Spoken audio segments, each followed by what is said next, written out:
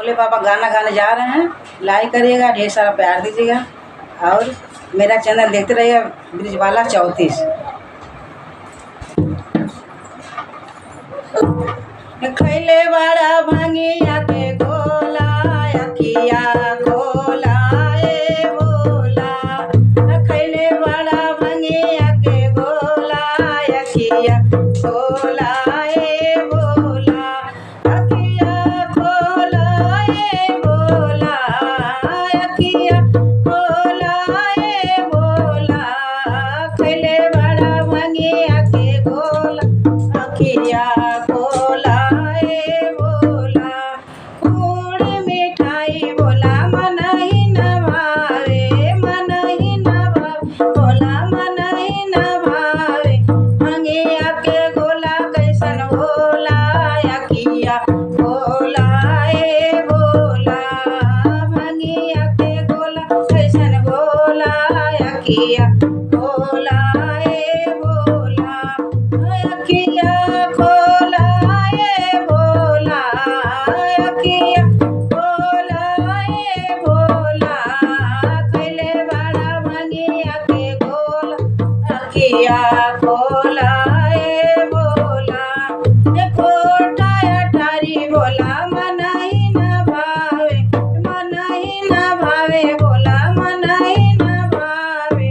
उठई मड़ैया कैसन बोला अखिया खोला ए बोला।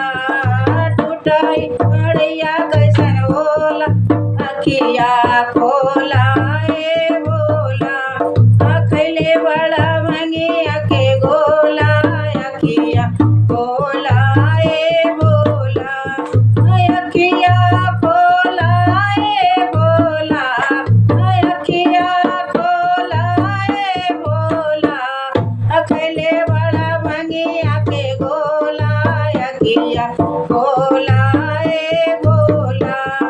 साला दो साला बोला मन ही न भावे, मन ही न भावे बोला मन ही न भावे।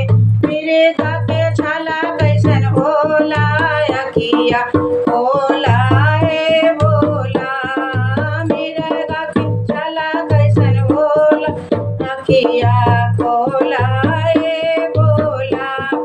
खैले बटा भांगिया के गोला अखिया खोला ए बोला। अखिया खोला ए बोला। अखिया खोला ए बोला। खैले बड़ा भांगिया के गोला अखिया खोला ए बोला। हाथिया घोड़ा बोला मन ही न भावे, मन ही भावे बोला मन ही न भावे। बसाहा बैल कैसन बोला अखिया खोला ए